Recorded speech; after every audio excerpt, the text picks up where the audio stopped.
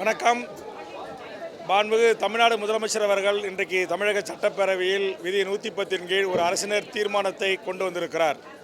அந்த அரசினர் தீர்மானம் என்பது ஏற்கனவே தமிழ்நாட்டில் நீட் ரத்து செய்யப்பட வேண்டும் என்பதற்காக 2 முறை சட்டமன்றத்தில் சட்டம் இயற்றியும் தீர்மானம் நிறைவேற்றியும் நாம் ஒன்றிய அரசுக்கு அனுப்பி வைத்திருக்கிறோம். நம்முடைய ஜனாதிபதி அவர்களுக்கு சட்டம் இயற்றி அனுப்பி வைத்தோம். ஆனால் ஜனாதிபதி அந்த சட்டத்திற்கு ஒப்புதல் தரவில்லை. ஆனால் தொடர்ந்து அனிதாவை தொடங்கி 20க்கும் மேற்பட்ட நம்முடைய தமிழ்நாட்டு மாணவர்கள் இந்த நீட்டு தேர்வை எதிர்கொள்ள முடியாமல் அதற்கான மன அழுத்தத்திற்கு ஆளாகி உளைச்சலுக்கு ஆளாகி தங்கள் உயிரை மாய்த்து கொண்டிருக்கிறார்கள். இந்த சூழலில் நாடு முழுவதும் இந்த நீட்டுக்கு எதிர்ப்பான மிகப்பெரிய ஒரு போராட்டங்கள் வெடித்து கொண்டிருக்கின்றன. நேற்றைய தினம் டெல்லியில் இதற்கான நீட்டு முகாமை தேர்வு இயக்குநரகத்தை பல்லாயிரக்கணக்கான மாணவர்கள் ஒன்று திரண்டு அந்த அலுவலகத்தை இழுத்து பூட்டி மிகப்பெரிய போராட்டத்தை முன்னெடுத்திருக்கிறார்கள். குறிப்பாக இந்த நீட்டிலிருந்து தமிழ்நாட்டு மாணவர்கள் அதிகம் கலந்து கொள்ளக்கூடாது என்கிற சூட்சமும் அங்கே பின்னப்பட்டிருப்பதாக நான் குற்றம் சாட்டுகிறேன். அதற்கு காரணம் தமிழ்நாட்டில் இருக்கிற லட்சக்கணக்கான மாணவர்கள் இந்த நீட்டு தேர்வுக்கான ஆன்லைன் இடத்தை தேர்வு செய்வதற்கான லாக்கிங் செய்கின்ற போது அந்த ஆன்லைன் சரிவர எங்குமே செயல்படவில்லை. உதாரணத்துக்கு என்னுடைய மகள் டாக்டர் சரண்யா யூஜி முடித்துவிட்டு பிஜிக்காக அவர் ஆன்லைனிலே தொடர்ந்து 3 முறை முயற்சி செய்தார். அதே மாதிரி என்னுடைய மருமகன் டாக்டர் செங்குட்டுவன் அவரும் முயற்சி செய்தார்.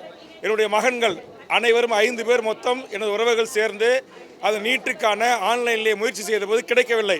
5 பேரும் விமானம் எடுத்து ஹைதராபாத்துக்கு சென்று தேர்வு எழுதச் செல்கின்ற நேரத்தில் தேர்வு முகாம் அலுவலகத்தில் இருப்பவர்கள் தேர்வு ரத்து செய்யப்பட்டிருப்பதாக தெரிவித்திருக்கிறார்கள்.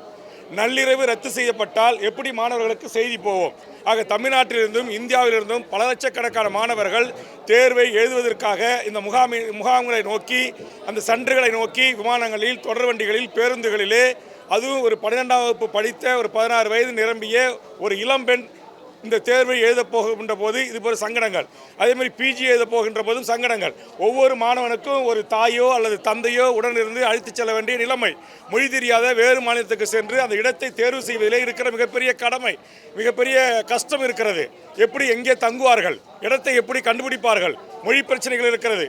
ஆக இதற்காகத்தான் கடந்த 2-3 ஆண்டுகளுக்கு முன்பாக சென்னையில் இருக்கிற தென்னிந்தியாவிற்கான நீட் அலுவலகமாக இருக்கிற அண்ணா நகரில் இருக்கிற அலுவலகத்தை நான் தமிழ்நாட்டைச் சேர்ந்த மாணவர்கள் யாரும் வெளி மாநிலங்களுக்கு தேர்வு எழுத நீங்கள் அனுமதிக்கக்கூடாது, எங்கள் மாநில அரசு நடத்தப்படுகின்ற டிஎன்பிசி தேர்வுகள் குரூப் 1 தொடங்கி குரூப் 4 வரையில் 20 லட்சம் மாணவர்கள் தேர்வு எழுதுவதற்கு தமிழ்நாட்டிலேயே அரசு தனியார் பள்ளிகள், உதவி பெறும் பள்ளிகள், கல்லூரிகளிலே நம்முடைய காவல்துறை, ஆசிரியர் பெருமக்கள், சூப்பர்வைசர் எல்லாரையும் அமர்த்தி மிக அழகாக அதை கண்காணித்து தேர்வு எழுதுவதற்கான எல்லா சூழலையும் வாய்ப்புகளையும் உருவாக்கி தருகின்ற கட்டமைப்பு தமிழ்நாட்டில் இருக்கின்ற போது ஏன் என்னுடைய பிள்ளை செல்வங்கள் ஹைதராபாத் செல்ல வேண்டும், ஏன் இங்கிருந்து மகாராஷ்டிராவுக்கு அனுப்ப வேண்டும்? ஆக ஏன் அனுப்புகிறார்கள் என்று சொன்னால் அந்த ஆன்லைன் வேலை செய்யாமல் இருப்பது திட்டமிடுகின்ற சதி.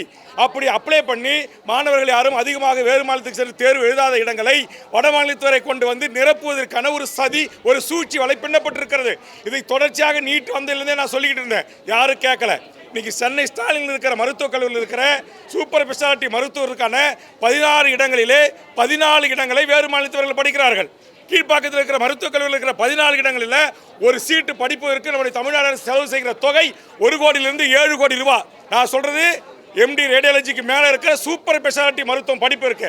ஆக எங்களுடைய வரிப்பணத்தில் இங்கு இந்தியாவிலேயே மருத்துவ கட்டமைப்பில் தெற்காசியாவில் சிறந்த தமிழ்நாடாக இருக்கிற எங்கள் மருத்துவக் கல்லூரி மருத்துவர்களில் என் மாநிலத்தைச் சேர்ந்த என் மாணவர் செல்வங்கள் படிப்பதற்கு பதிலாக பிரிதொரு மாணவர் செல்வங்களை வட இந்திய மாணவர்களை கொண்டு வந்து இங்கே யூஜி போன்ற சூப்பர் ஸ்பெஷாலிட்டி போன்ற உயர் மருத்துவத்தில் படிப்பதற்கு வாய்ப்பை உருவாக்கி தருகின்ற சதி வேலைத்தான் ஆன்லைனில் தமிழ்நாட்டு மாணவர்கள் இன்றைக்கு இடம் கிடைக்காமல் அவர்கள் வெளி மாநிலத்துக்கு மாற்றம் செய்ய அங்கே போய் சரியான இடத்தை தேர்வு செய்து கண்டுபிடித்து தேர்வை எழுத முடியாத நம்ம மாணவர்களுக்கு அந்த இடத்தை பறிக்கிற ஒரு சூழ்ச்சி நடந்திருக்கு.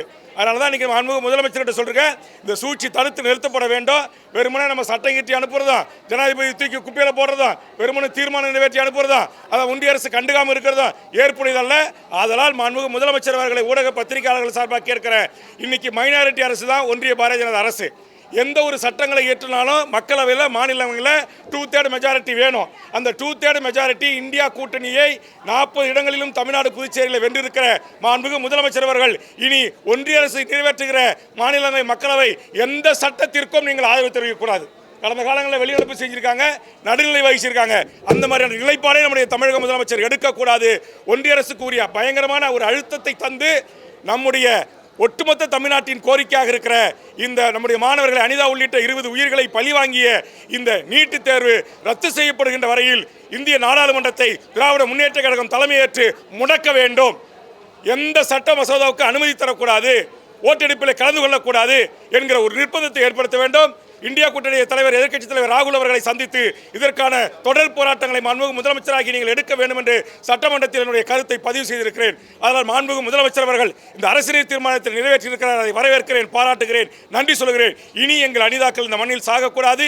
இனி என் தமிழ்நாட்டு மாணவர் செல்வங்கள் அண்டை மாநிலங்களுக்கு தேர்வு எழுதச் சென்று மன உளைச்சலுக்கு ஆளாகி அழுது புலம்பி பெற்றோர்களிடத்திலே கண்ணீர் வடிக்கின்ற சூழல் இருக்கக்கூடாது என்று சொன்னால் இந்த நீட்டு, பிஜி, யூஜி அனைத்தும் ரத்து செய்யணும். உச்சநீதிமன்றமே எனக்கு சுட்டி காட்டியிருக்கு.